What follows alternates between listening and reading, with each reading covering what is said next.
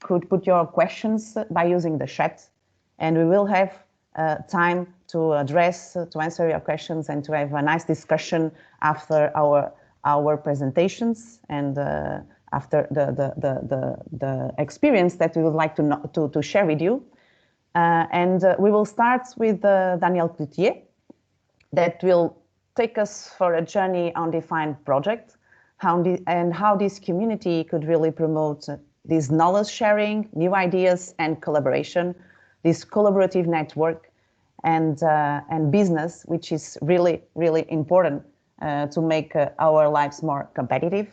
And Danielle Cloutier is an experienced lecturer on fashion marketing at the Institut Français de la Mode and other institutions, with a wide range of experience and expertise that covers consumer behavior, strategic marketing, innovation strategies, and competitive policies. She's also influenced the Minister of Industry in France to design and implement a more high add value collective initiatives to help creative industries to raise their competitive level on the global scenario by acquiring, update, design, and technological capabilities. So I would say, Danielle, the virtual floor is yours. Thank you very much, Anna. Thanks for your nice words. I'm also very happy to be here with you all today, and to be able to share the Define experience, which is really a very valuable experience. So I will share with you my screen. Is it okay? Can you all see it? Yes, it's perfect. Okay, good. Okay, so Define is a European program which aims at supporting the fashion tech industry, the fashion tech community. So we're at the middle of its whole life cycle, if I may say, because the first 3 years from till now, or till April this year, have been devoted to a very active part with where a lot of mentoring was done, but now the continuation is almost started, and for the forthcoming years we will have an active community very much alive, and which will indeed be the first fashion tech community in Europe. So I will show you what we've done and what we can all do with it from now on. So what was Define? Define was a program, which meant actually developing a fashion tech innovation network for Europe, meaning adding cutting-edge technologies and innovative ideas to make the fashion industry and fashion world live on and be more prosperous and competitive in Europe. So the idea was to promote knowledge sharing, new ideas and collaboration. We have to remember that all of us, the partners, and I will show you who are the partners of Define, we all more or less had the same belief that fashion is really at a turning point. The traditional way of consuming fashion, having diktats and kind of dictatures of designers and couture and retailers also, has not come to an end, but is really slowing down because people are increasingly interested in, or worried rather than interested in, the pollution, in the overconsumption, in all the bad things which are increasingly connected to fashion. And that translates into a decrease in many markets. In France, all over Europe, you have a trend which is a decreasing market. And even before the COVID era and the sanitary crisis, we had this long-term decrease of fashion. That means that people are ready for another kind of fashion. And we all believe that innovation is key. Innovation in different dimensions, because it has to be an innovation which is inclusive, which is sustainable, and which brings new links and relationships between each of us and our garments. So back to Define, the program is a community of many kinds of people. The first two kinds are, of course, the startups and the SMEs that want to connect. And for 3 years, we have supported them very actively by offering mentoring to them, to a selection of them. But we also have incubators and accelerators among the most important business support organizations in Europe, who can help all the, sometimes it's they're very dedicated to fashion, to textile and the industry, but sometimes there are more generalist organizations which support innovators of all kinds, but also of fashion innovators.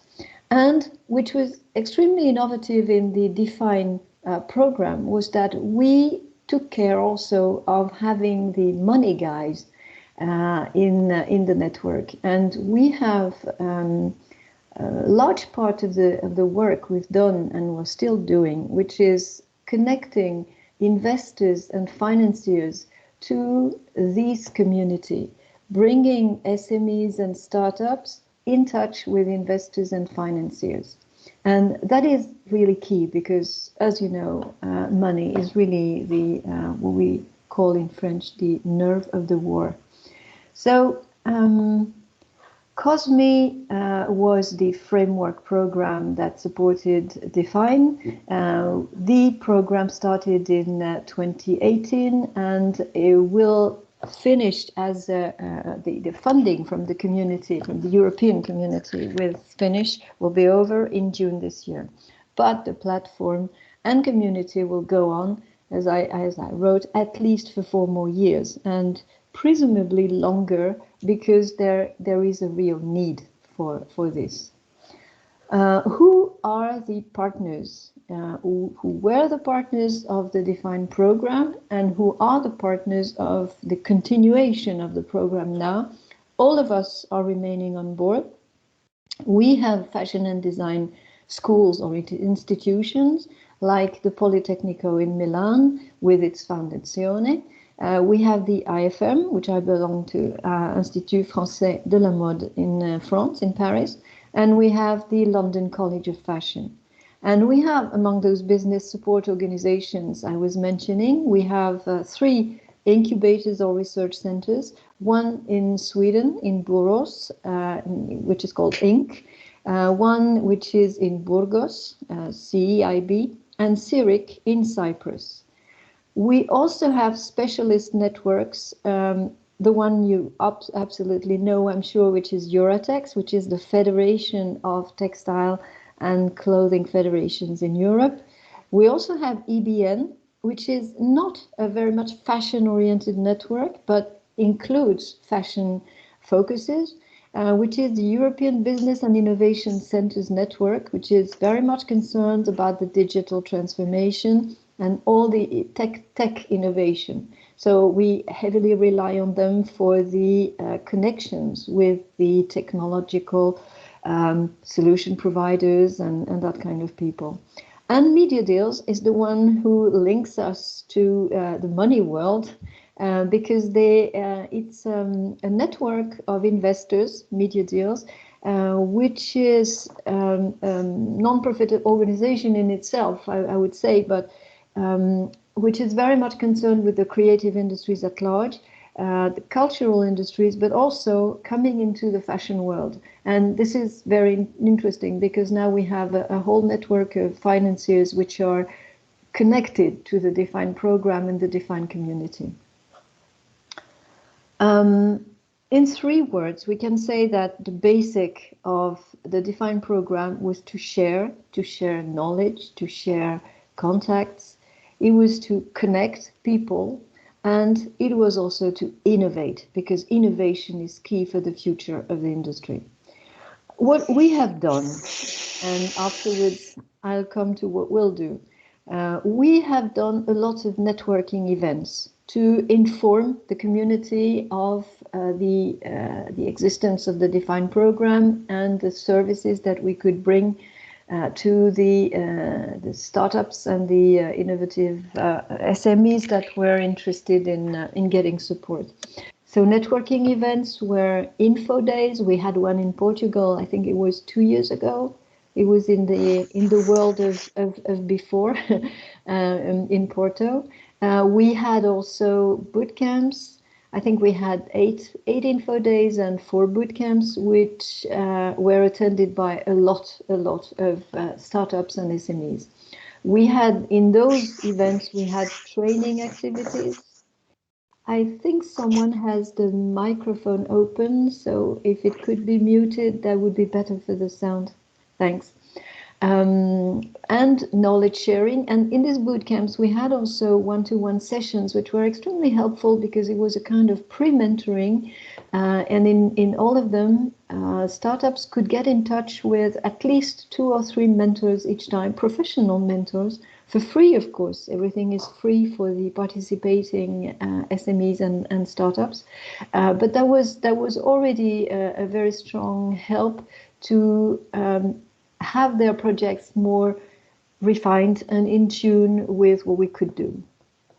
In step 2, we had this mentoring support for the 27 actually, and not 25, which was the objective, but 27 startups or SMEs that were selected by a jury of professionals, selected because they had viable, long-term, sustainable project that we considered, that the selection committee considered as being promising for the future, for the industry and for the market.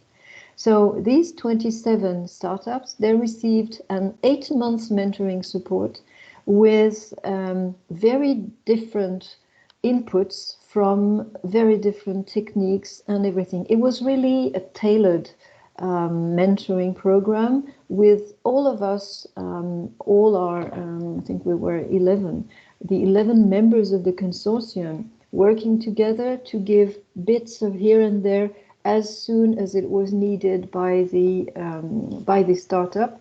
The whole sort of prescription being delivered by a lead supervisor for each of them, which I was one of them, and we were really in contact with them almost on a weekly basis at least. And in step 3, we have delivered this online platform, which is really the key, the hub for everything which is happening and what is going to happen about Define, and with, of course, the updated good practices that we could identify, and really a fashion innovation network support in Europe.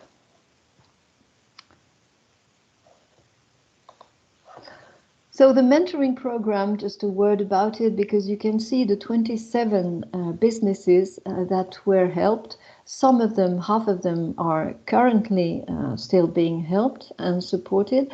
Nobody has received money, but even though I had some doubts at the beginning on the attractiveness of programs which do not offer money to the applicants, we had a lot of applicants, very interesting ones, and it was really heartbreaking to choose only 27 out of them, because many more were very interesting.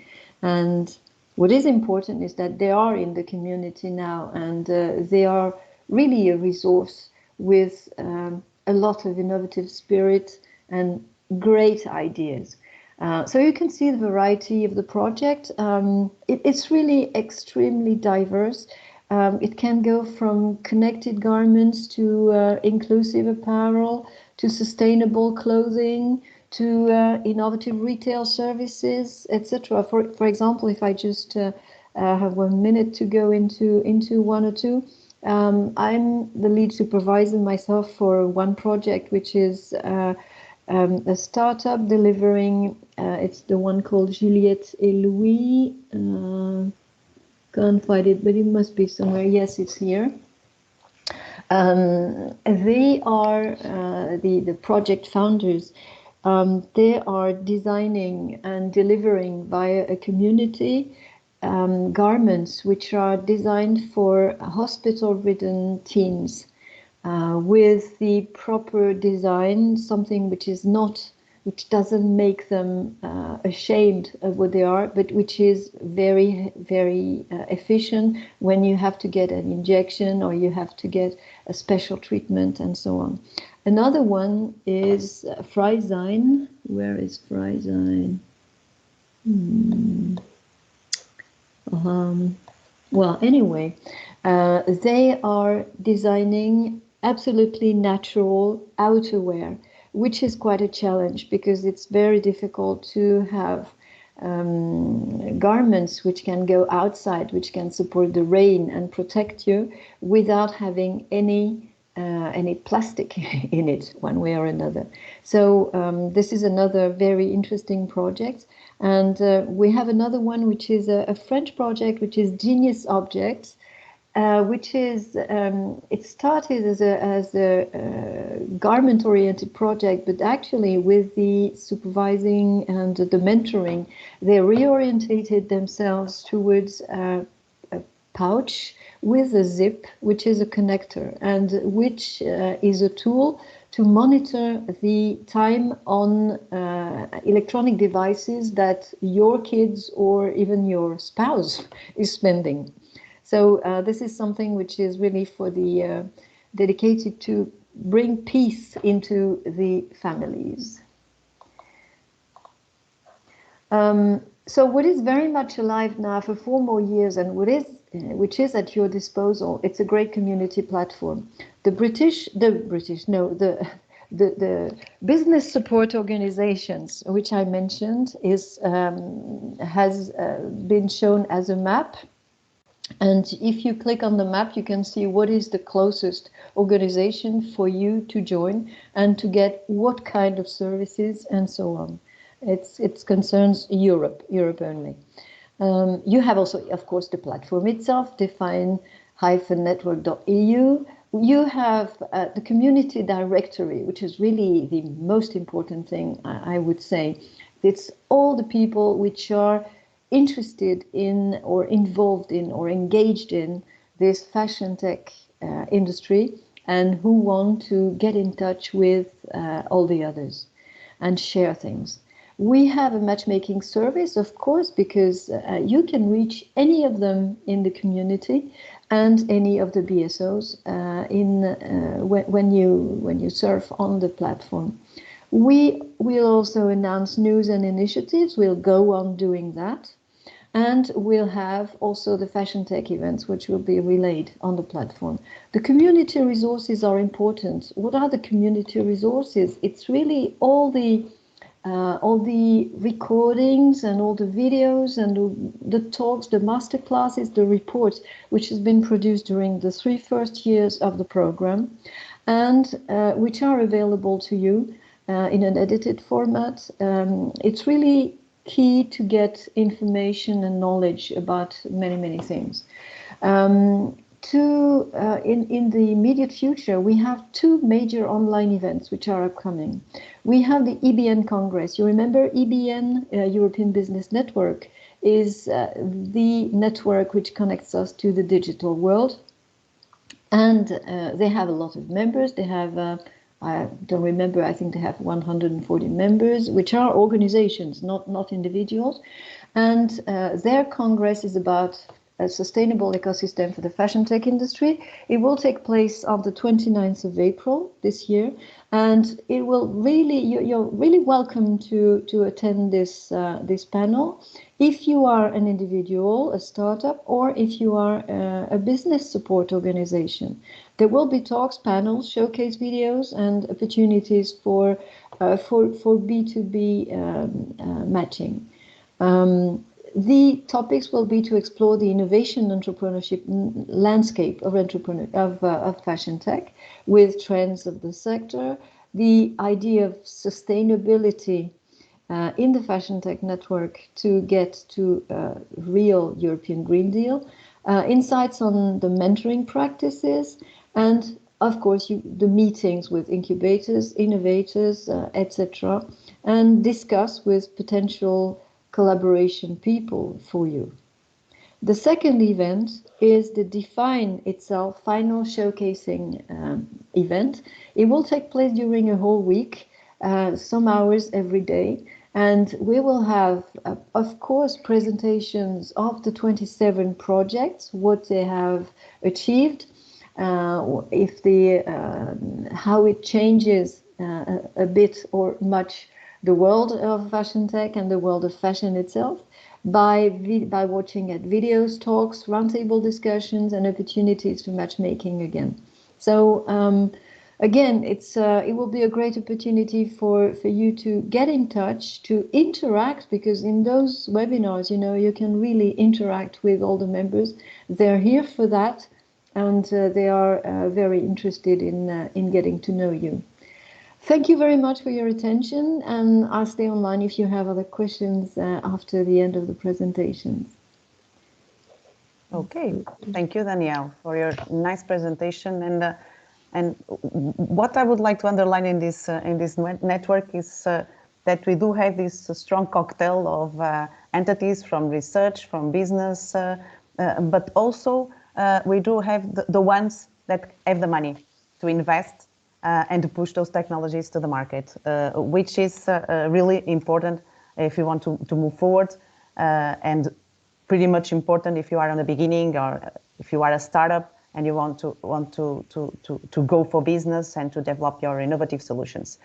And talking about the fusion of the cutting-edge technologies and innovation with the European fashion industry, and also talking about sustainability, because you mentioned quite a lot that it's not technology and sustainability needs to go together. We move to Ana Tavares.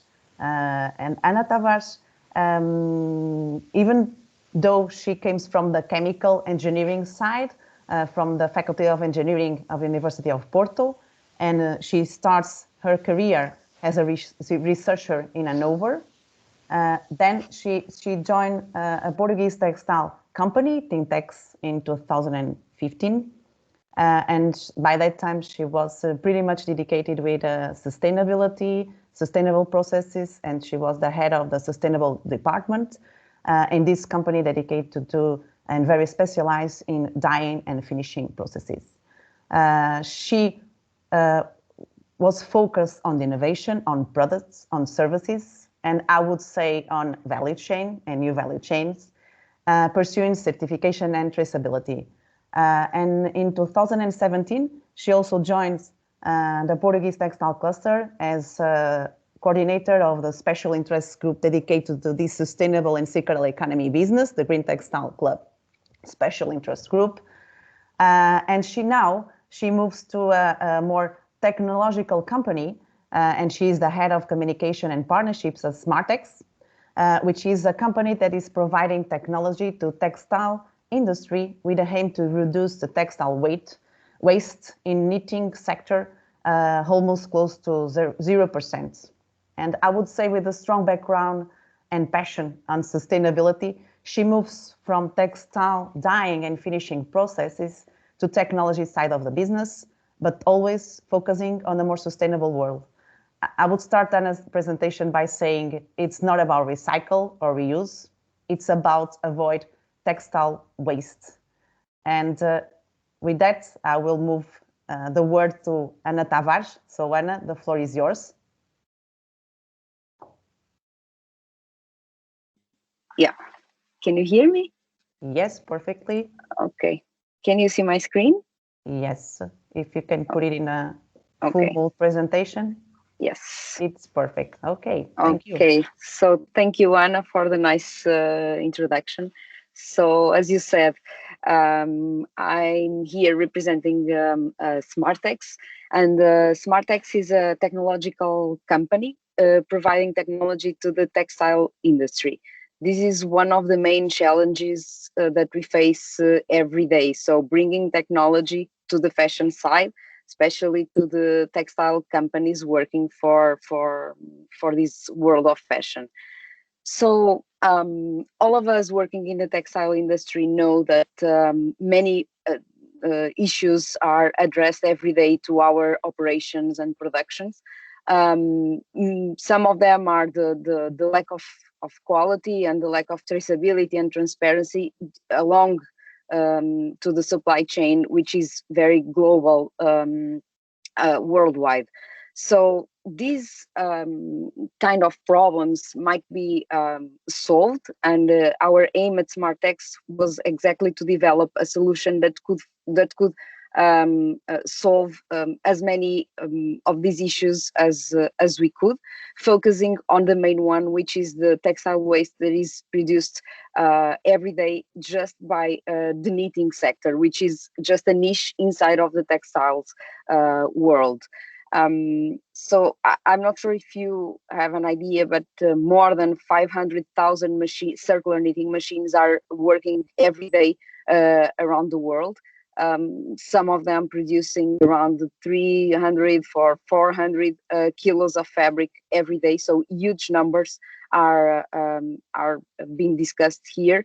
And we try to reduce this percentage of waste that it's normally around 1 to 2% of the entire production worldwide to close to 0%. How do we do that? So we developed an automated system for 100 inspection inside of circular knitting machines. As I said, reducing the production costs at the same time as reducing defective production to close to 0%. This is basically a system that consists, as you can see in this video, of a camera system inside of the machine, combined with a software running alongside with this hardware. Our system is based on computer vision and artificial intelligence. So we use cameras, and we also use powerful algorithms to analyze these images that we get from the production, providing for the factories real-time control on their production. And this is something that we can easily install in the machines. So basically it takes like 4 to 5 hours to put our system inside of a machine, and it's working immediately. So our benefits, more than the direct ones that we already mentioned, so 100% inspection and avoid textile waste.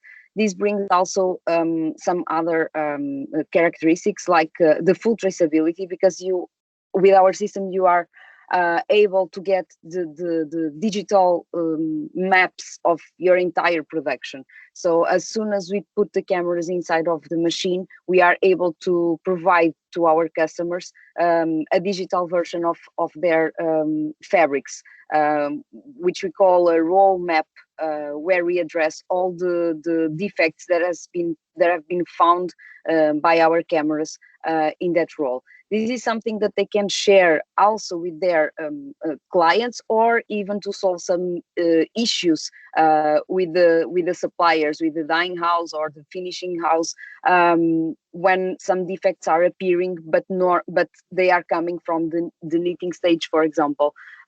This is something that someone that is working on a factory knows that happens many times, and brings really difficulties to the management of production, because defects are something that the clients don't want to deal with, and also because we waste a lot of resources, since we have these defects produced on a very early stage, as it's the knitting stage, where you inspect, for example, 20 to 30% of the fabrics, and then it goes to dye house, to finishing house, and you waste all the resources for dyeing, for finishing, so huge amounts of water, chemicals, energy, and so on, besides the production time and the unsatisfied customers in the end, because you are delivering something that it's not of a good quality.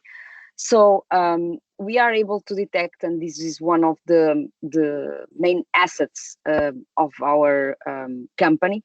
So we have millions of images in our database. Our machine learning algorithms are learning every day with with the images that we collect from our clients. So if we are producing, for example, a fabric that our system has never seen before, this will be knowledge that will be shared around the world with all of our clients without even knowing where is it coming from. So guaranteeing the security and the data protection that is being addressed. So some of the defects that we are detecting are the elastane ones, which are the main problems on the textile factories. So this is just a bunch of images that we collected. We can say that some of them are almost invisible to the human eye. It's almost impossible for a worker, even if he's looking to the machine. The machine is running and a very high speed. So the knitting machines are the fastest way to produce textiles, and it's almost impossible to detect these defects during the production. So we have tested our system in different kinds of fabrics. It also works for the melange yarns or the striped fabrics and so on. This is a continuous work that we have been doing, but we already achieved a very good level.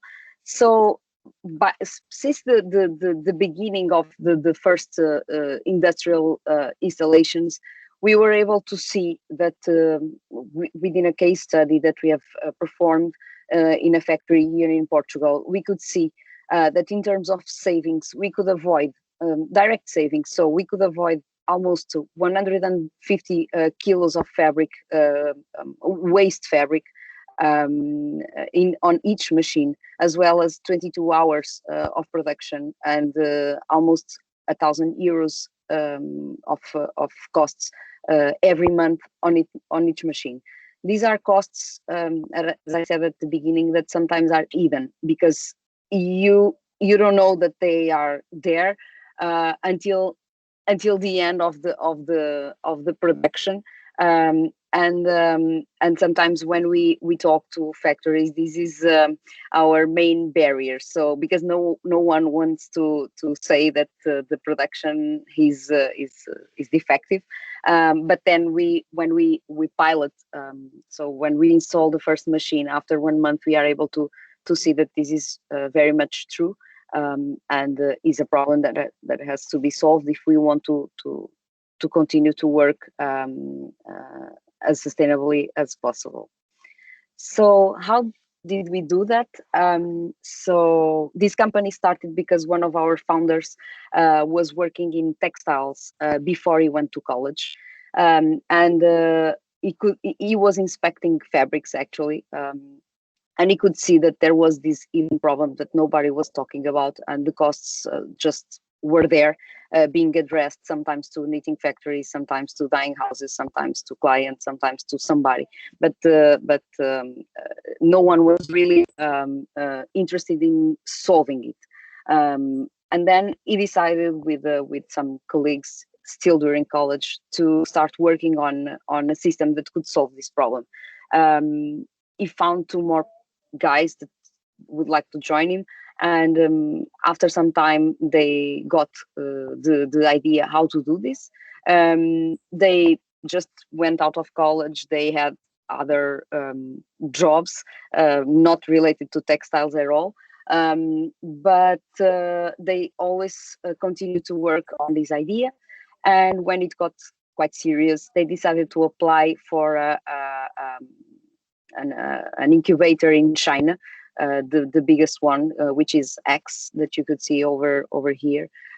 This is an hardware incubator for technological companies. They spent there more than 9 months, and they could have the first prototype really working. At that time, they decided to install, and they had also the luck to meet lensing people over there in Hong Kong, that opened their doors for them to install the first prototype in a circular knitting machine over there. And this was at the same time validated by different kinds of companies.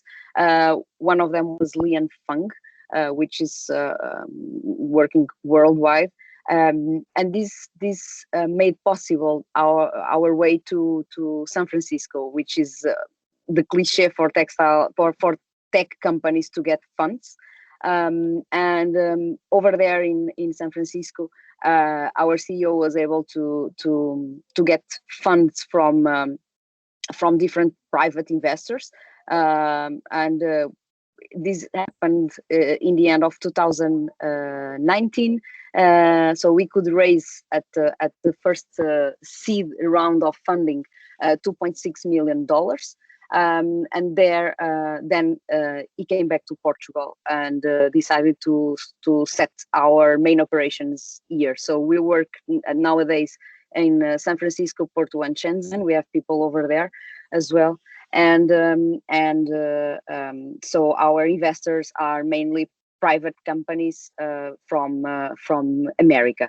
One of the funds that is not from American and is not from the tech side, is from the fashion side, is Fashion for Good, which brought us also the possibility to start working with brands. We have performed installations, for example, for the Caring Group, which is a supporter of this Fashion for Good association. So we are really bringing technology to fashion, and we see the excitement every day. This is also something that I would like to highlight, because everybody wants solutions, but maybe sometimes we need to cooperate with others to find it, and I think we are quite successful doing that, and we are very happy that we can go inside of this world. So in our team, we have people with more than 10 years of textile experience. We are a fast-growing startup. So in the beginning of 2020, they were just 3 people working here. Nowadays, we are more than 20 around the world. We have 6 patents protecting our technology, also hardware and software. And the funding did not end with the private funds from private investors. We also could raise one of the hardest European projects, which is the EIC Accelerator. We were one of the 3, I guess, Portuguese companies getting it. So that could also it was also very helpful for us to be able to grow the team and to support our activities, because of course all of this was done during years without any money coming in. So we didn't have paying clients until the last fall. At the moment, we are already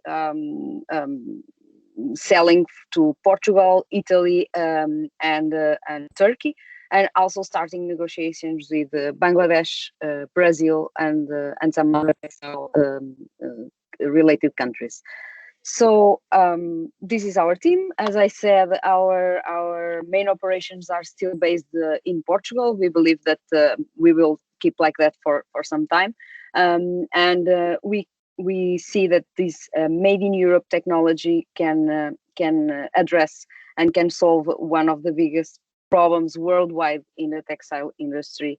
So we are all very excited to share with you this project. So thank you so much for your attention. If you have any questions. Okay, Anna, thank you. Thank you. Very enthusiastic, and this is really when technology meets fashion. It's a good example of how to use technology to address textile fashion business, and to be more competitive and to be more sustainable at the end of the day. And I would like to move forward and talk a little bit now about technology and protection and fashion, a good cocktail for our industry. And let's move to jeans stronger than steel, a new solution for motorcycling that will protect riders in motorcycle accidents, which is binding these 3 keywords: the technology from one side, the protection and the safety, and also providing a fashion garment for this for the motor riders. And I would give the word to Moses Sharivar. Moses has a background in architecture, and he starts his career by developing the world's first motorcycle jeans in collaboration with Harley Davidson. He founds the motorcycle brand Mocycle and worked as a creative director for 7 years with fashion shows in Tokyo, Copenhagen, and Stockholm. The motorcycle jeans were first leather linen, then Kevlar linen, and today they are hairwear linen. The airbag jeans are the third generation of motorcycle jeans that Moses has developed.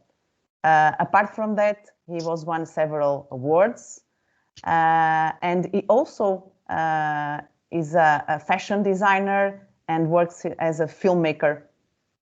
So Moses has this very is multi-skilled, and he brings all these skills to provide a different garment to be used in motorcycling. So Moses, the floor is yours. I will share my screen. Yeah, thank you for the presentation. Let me just see if I can share properly my screen. Yeah. I need to, okay. I will do it like this. So please. Yeah, you get it. Yes, is it okay? Is this okay? Yeah, it is okay. You can see the product. So then you only need to tell me when you want to move to the video, and you can go ahead, please. Okay, perfect. Thank you for the presentation. I thought I'm a startup right now. I invented the airbag jeans like 2 years ago, basically. And I started a brand new company focusing on airbag clothing because I can see that the future is wearable airbags. The work the airbag has done in the car industry, saving a lot of people in accidents, is becoming and developing into clothing. So basically, the airbag is going from the car directly into the clothes. And this application, when you have the airbag in the clothing, gives people completely new applications to protect themselves in different situations. I'm a motorcycle rider myself, so I thought about protecting myself with airbags when I ride motorcycles. But apart from motorcycle riders, we got horse riders, we got alpine skiers, we got other extreme sport practitioners that really need airbag protection when they are doing their sport. There have been studies made on airbag clothing, especially airbag helmets for cyclists. And it shows that the airbag protection is basically 9 to 12 times better than normal traditional hard shell protectors that is currently used in the market.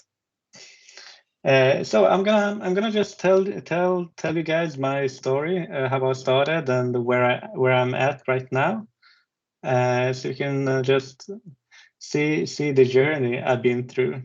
As you said, like 16 years ago, I started out developing a pair of motorcycle jeans. Back then, I took some leather and I just put the leather inside the jeans. So the product looked like a pair of regular jeans, but it got the protection from the leather on the inside. Later, Kevlar became popular, so I replaced the leather with some Kevlar and worked with it for a while before the economy crashed back in 2011, 2010. So when the economy crashed, I basically said that I quit the fashion work, and I thought that having Kevlar-lined jeans, sure, it protects against abrasion. If you fall on the asphalt and you slide on the asphalt, the Kevlar will protect you. But when you hit something, the Kevlar won't protect you. You'll basically take the hit. So I lost my interest in that product, and I thought that it really doesn't protect the way I want to protect. So I stopped working as a fashion designer for 10 years, and I started working as a filmmaker, and I made video productions for clients. I've been making productions for MTV and several music videos for different artists. But back for two years ago, when I got this idea about airbag-lined jeans, I thought that I should go back into the fashion industry and develop airbag clothing, because airbag clothing can really protect against the real hard impact forces that you face when you're in a real motorcycle accident. And this idea has led into a collection of airbag clothing. And when I look around at the market, I can see that the trend with airbag clothing has started. There is a company making airbag helmet for cycling, and then there are 4 or 5 companies making airbag vests for motorcycle riders. But the future is that the whole body will become airbag protected. So I applied for a patent for these airbag jeans, and currently I'm working with it. The technology part of the product is basically that right now the airbag is activated mechanically, but for the future we are developing an algorithm and a box so we can make the whole airbag jeans electronic. Anna, I think you can show the video so people can see how the airbag jeans works. Okay, let me now move to, I do have it here. So let's see if I can do it properly.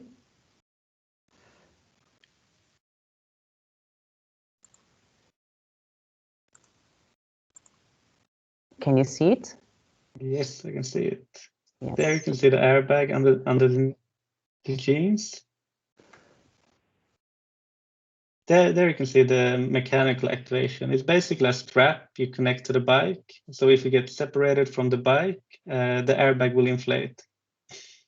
So right now we are working to make this electronic. So we have sensors measuring different parameters, so we can decide when an accident is about to happen. We can activate the airbag through sensors and algorithms.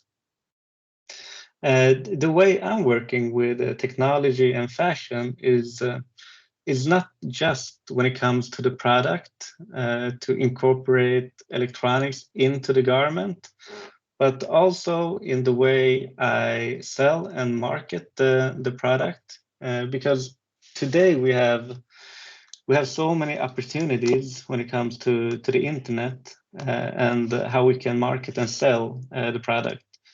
Like the last time, 16 years ago, when I did the first motorcycle jeans, Instagram wasn't created, Facebook was in the start, YouTube didn't exist, and all these social media platforms didn't even exist the first time around. But this time around, the marketplace looks completely different. Like today, we got all these social media platforms because people spend their time on social media platforms. So if we want to reach out to people, that's the place they are hanging out. So I'm utilizing the social media to reach out to the customer. And today I can reach the end customer directly. Like before, I needed to go through distributors and retail stores to be able to reach my end customer. But as the market looks like today, I can reach end customers without even going through any distributors or retail stores. So that basically cuts the middle man out from the equation. So what I have done with these airbag jeans, I made this prototype video that you saw and the picture that you saw. And I simply tried out the social media marketing and to get feedback and see how people reacted to the product. So I started my marketing just 3 months ago. And during these 3 months, I'm still in the development stage of the airbag jeans. But during these 3 months, I've gathered a waiting list of 5,000 motorcycle riders all around the world that have signed up, and they want to have a notification when we launch the airbag jeans. So basically, the way I'm using tech when it comes to sales and marketing is that I'm creating my own community that is waiting for the jeans and that is coming back to me with feedback and are a part of the development, basically, because I really read all the comments I get. I see how people react, and this way I can maneuver the company in the way that reaches the market. So if I compare to how I worked 16 years ago and how I'm working today, I would say like 16 years ago, I would have to develop the whole product, do everything, have a finished product, then go to the market and see how people react, and then come back, do the changes, and then go back to the market. But today, as I am developing, I'm doing the sales and building up the network that I need when I launch. And also, I'm cutting away all the middlemen in between. So this makes the product even cheaper to the end customer. And because it's a safety product, I really want to make it as affordable as possible so I can reach out to as many as possible with the product, because people really need this product. Like the emails I'm getting from the people signing up is so many stories about accidents that have occurred, and if they would have had an airbag jeans, they could have prevented the injuries they are carrying right now. So the protection part is also some kind of responsibility towards the rider community, because today motorcycle riders, we don't really have so much protection. Like if you look at the lower part of the body, because most injuries in a motorcycle accidents occur on the lower part of the body. And today we have like hard shell for the knees and for the hips, but the rest of the lower body is unprotected from impact hits. So that's why I'm choosing to go for the airbag jeans first, and then develop the airbag vest. Because yeah, the majority of the accidents occur on the lower body. So it's a really important issue that needs to be solved. And when I'm doing the marketing, I utilize everything from video to images, because that's basically what you need in today's technology world. if you have one great image of your product, that can go viral. Like the airbag jeans picture you saw. This picture went viral, and all of a sudden, the Tonight Show with Jimmy Fallon, that is shown nationally over America, they made a reportage of the airbag jeans. CNN Business picked up the picture and they made an interview with me. And right now, if I Google airbag jeans, I can get over 50, 60 different magazines that has picked up one picture of the product and made a whole article about it. And I'm still in the developing phase, so I'm not even ready with the product yet. But still, the power of social media technology has really boosted this company a lot. So from that part, when it comes to using technology to sell and market, it's an incredible time we live in. And from the other part, when it comes to using the technology inside the clothing, this is also a great part of the business. Like the future I see when it comes to clothing and technology in my area is that we will have jackets that can blink when you turn right or left on your motorcycle. We will have airbags that can measure everything from how a rider acts to even connect riders that are using the garment in an app, so we can create a community around the product and have people gather around the product in a brand new way that wasn't possible before. So I would say that fashion tech is still very early stage. It hasn't even developed. He's still a baby. It hasn't even started to walk yet. So the opportunities when it comes to develop even more technology into clothing are huge. I see 10 years now, 20 years in the future. It will be a completely different market from what we have today. So like I said, I'm still a startup. I'm alone right now in the company. I have got some funding. I have raised some funding to develop this project. But I'm also looking for this is a matchmaking event, so I'm also looking for everything from developers to other people that can join me in my journey when it comes to combining technology into garments, because the market is huge, and technology into clothing is something that will just grow. So to round up a little bit, where I am right now is that I'm developing the prototype so I can make a factory sample of it and do some real crash tests and test the product for real. And I'm looking to launch the product around 6-7 months from today. And the way I'm going to launch it is on a platform called Kickstarter.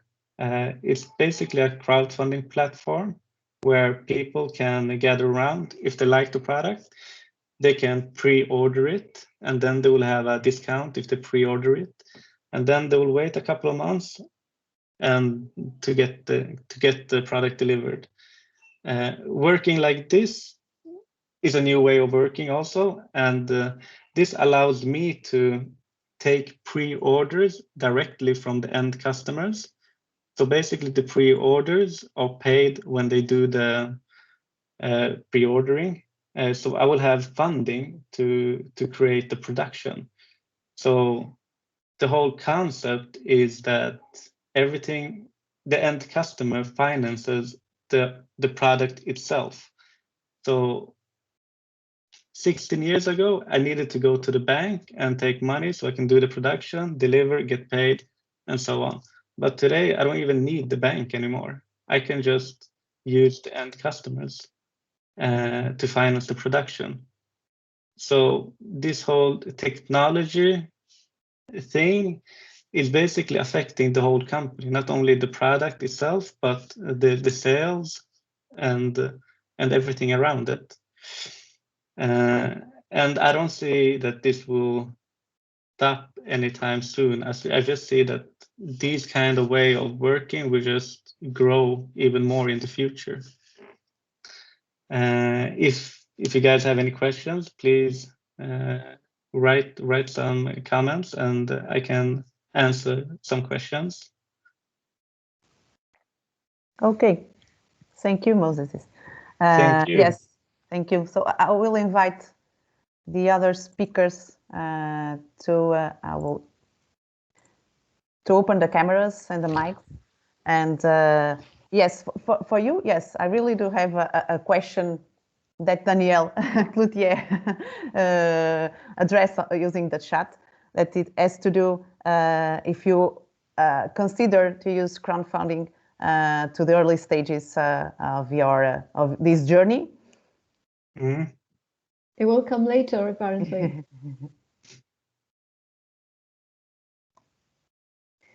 I think Moses explained that it will come in 7 months, isn't that so? That's why I raised my message. Why didn't you consider doing it earlier? Because it was too much of too long a time between the people giving money and receiving the products? It's basically I need to buy the material, I need to order everything, and then produce it. So sure, I can buy the material, the textiles earlier, but then it would be a risk from my side. Maybe I'm buying 500 extra meters that I don't have any order for. But from me as a loan company, I'm thinking about reducing my risk. So when I get a pre-order, I will know exactly the size, the address, everything about the customer, and then I will create the product on demand. So I don't want to sit on any stocks anywhere. I don't want to have anything like that. But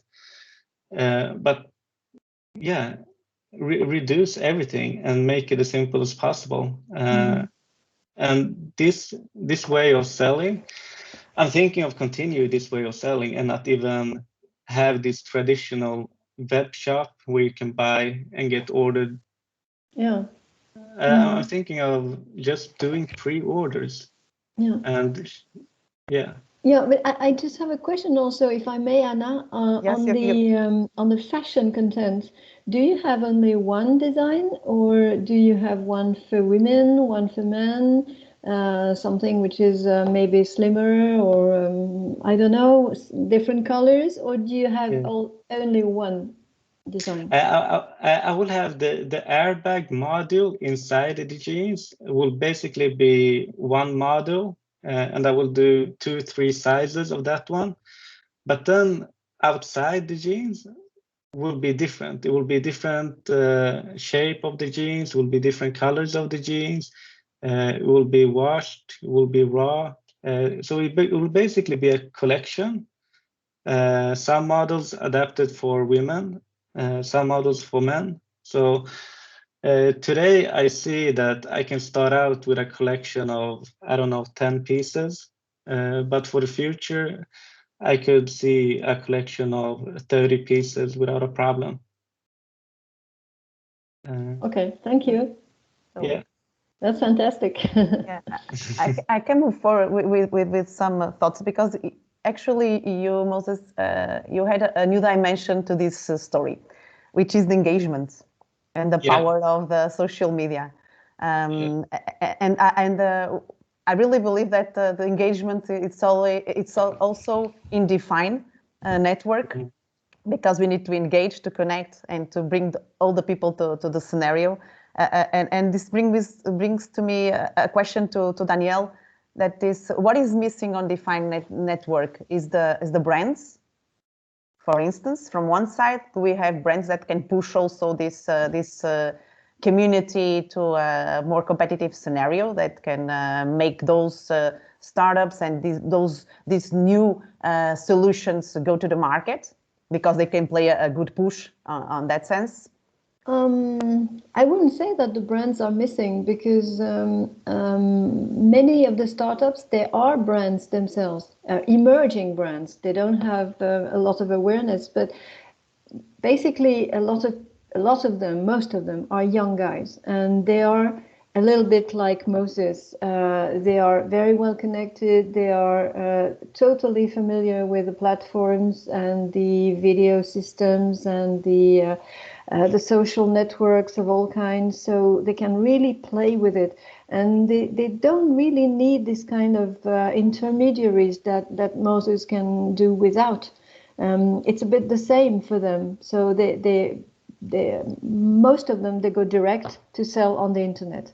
They create a community and they sell to the community, because, as you said, Anna, it's really engagement which is key. And all these startups, they have really deeply ingrained creeds and beliefs and values. They don't sell products. They sell like an experience, but also the sharing of something they believe in. It's kind of it's not kind of religion, you can't say that, but it's really something which makes a community. They feel alike, they believe in the same things. Yeah.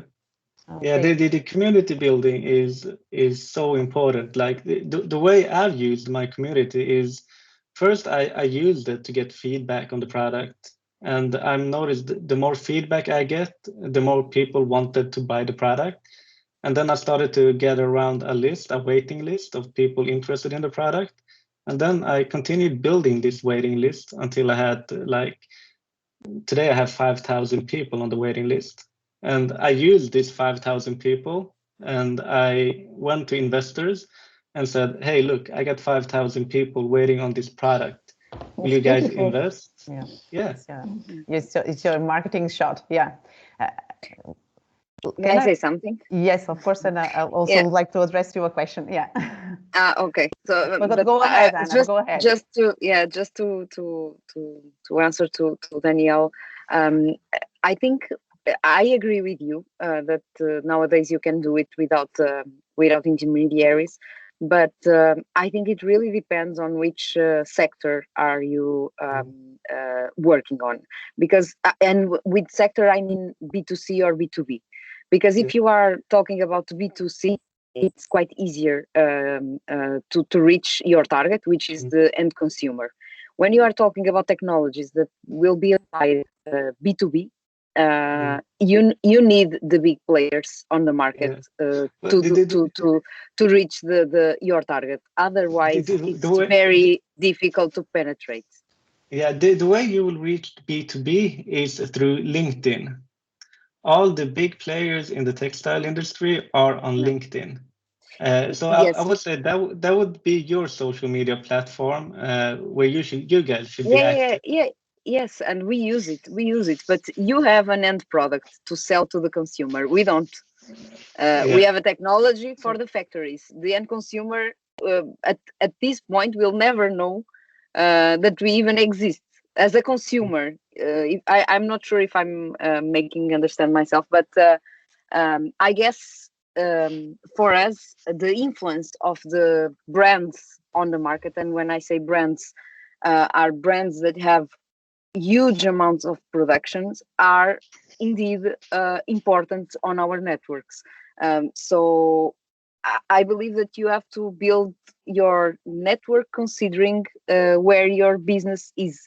And in our case, for example, it's a bit different. So we are not talking to the end consumer. We are talking to businessmen who are every day running factories with 200, 300, 400, thousands of machines. When we talk, for example, about Asia, that are producing to big brands, and we want our market is there.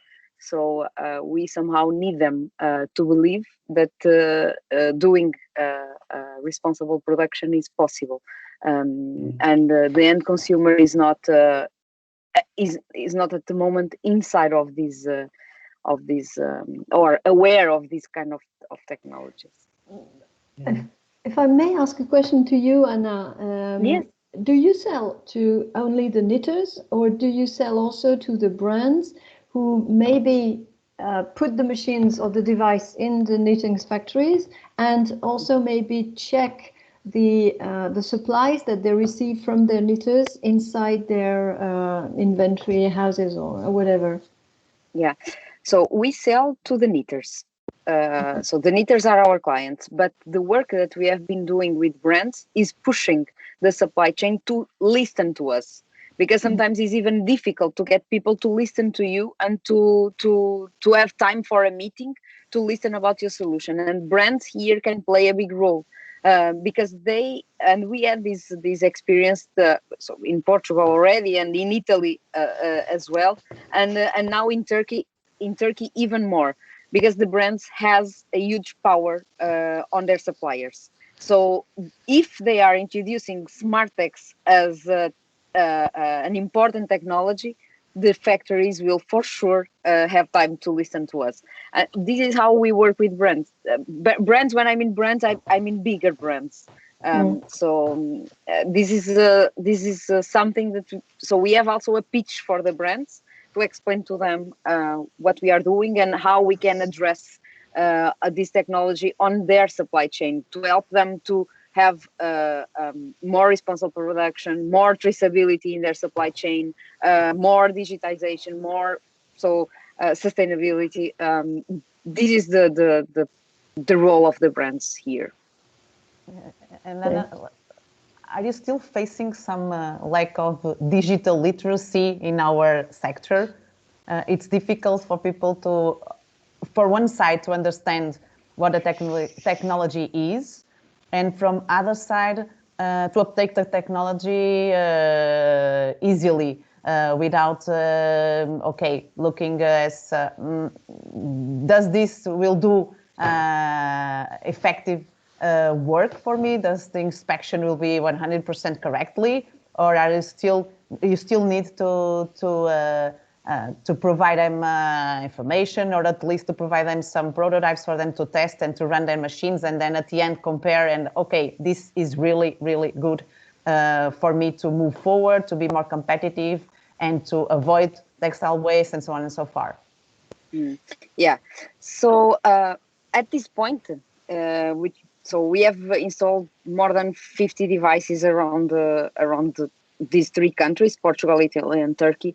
And what we see is that people need training. And when I say people working on the factory floor. And this is something that sometimes the factory cannot give them. So we are visiting factories during the night shift, for example, to explain them how to use the system on the machine, how to interact with the tablet. And here we also have another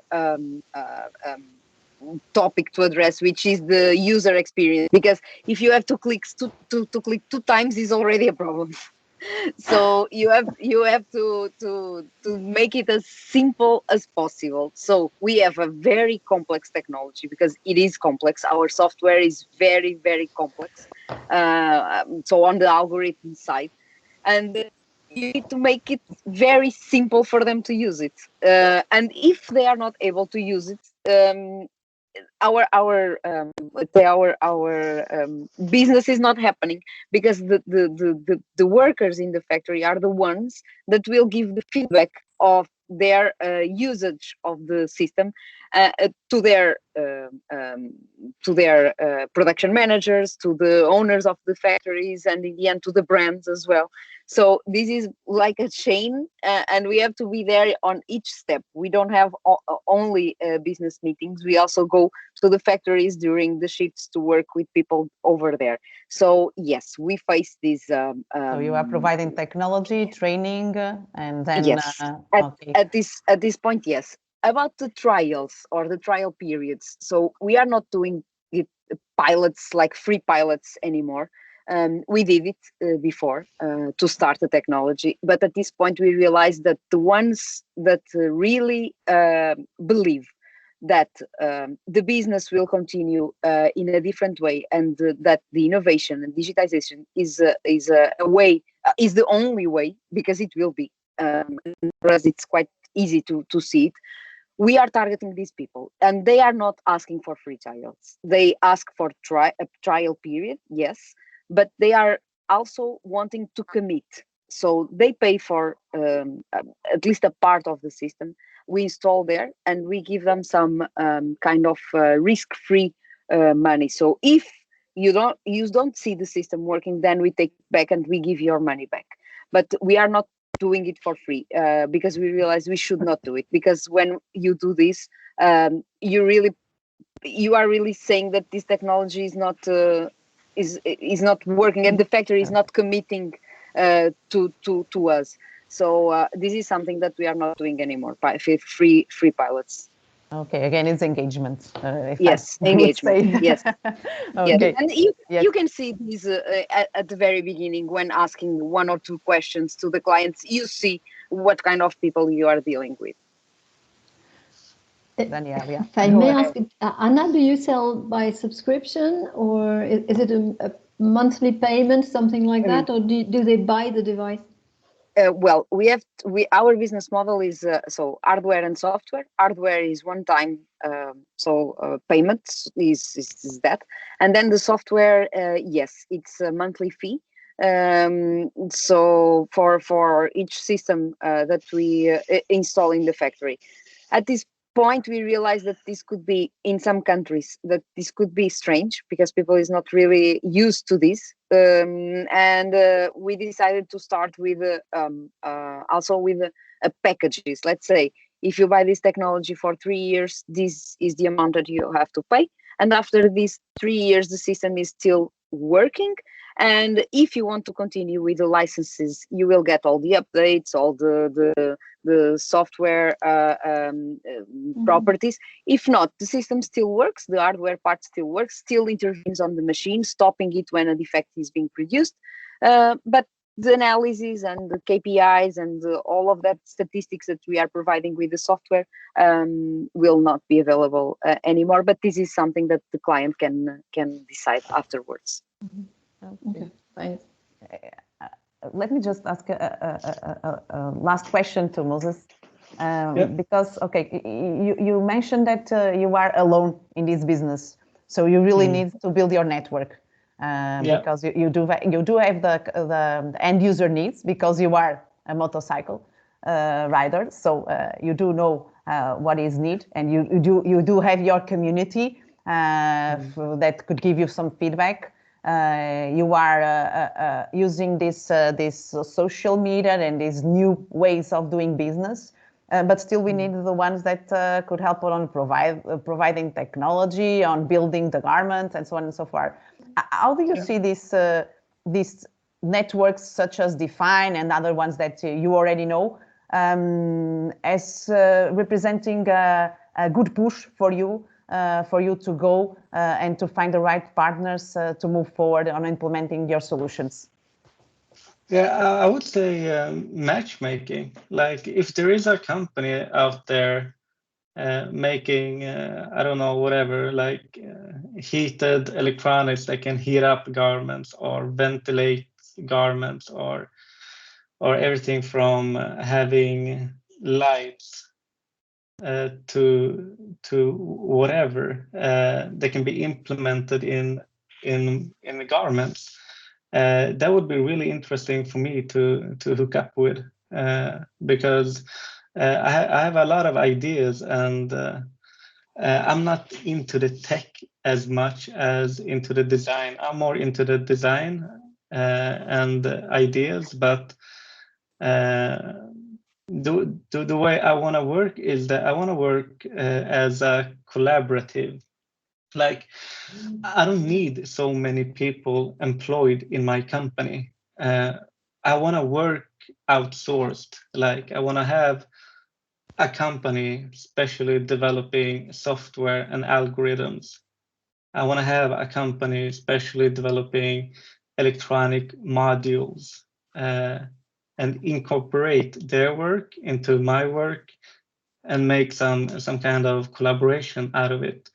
Like I don't see myself employing 3 developers that is coding and coding and coding. I can see a company that is specialized in coding that I can collaborate with. So I don't want to build up the whole team in-house.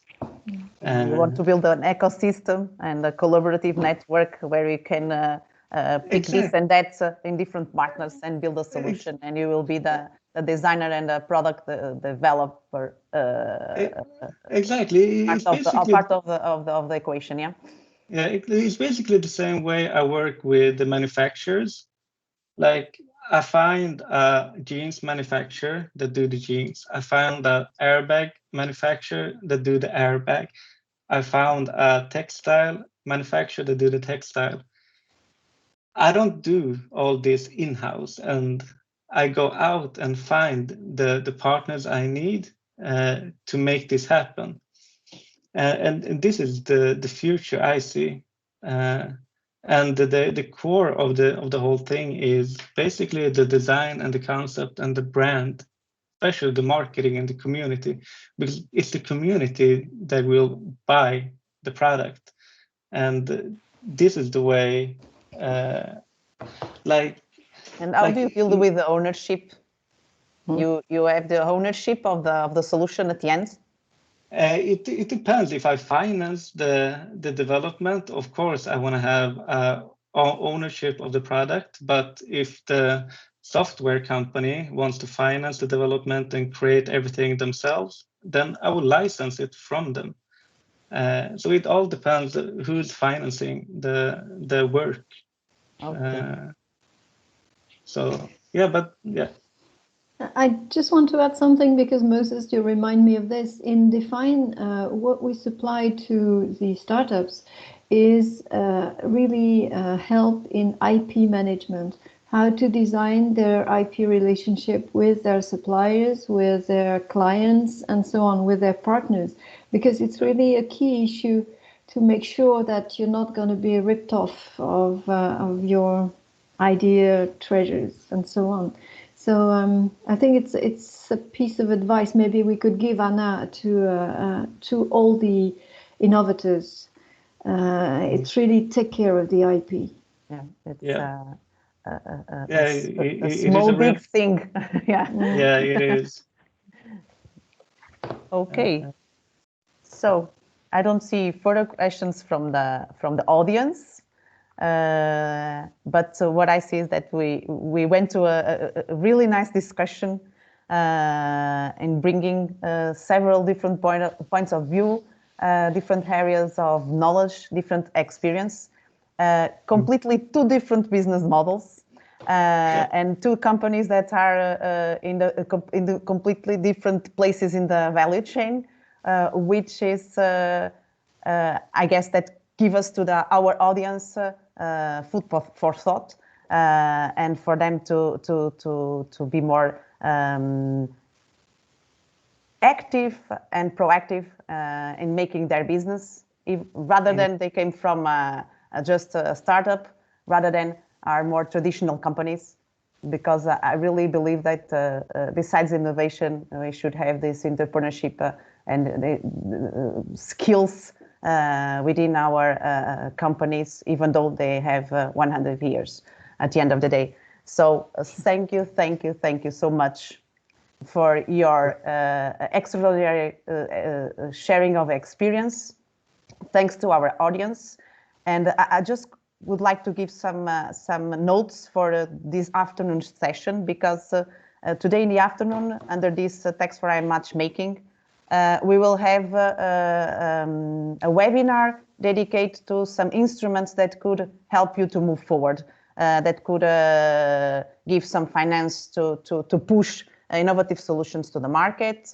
There are some one speech that is some services that the European Commission is providing to help companies to make their business come true, to do market intelligence, and on and so forth. And we also will have some information or a project that will give opportunities to SMEs to go international. So it will be, again, a very interesting and fruitful webinar. Still, you do have this B2Match platform for you to make business. So go to the marketplace, see what the other companies and entities are providing, link with them, and make your schedule your meetings in order for you to enable to find good collaborations to make business. So, and we just end our, let me just give again permission to Moses to join us, because he just left us for a second. Okay, I assume this already here.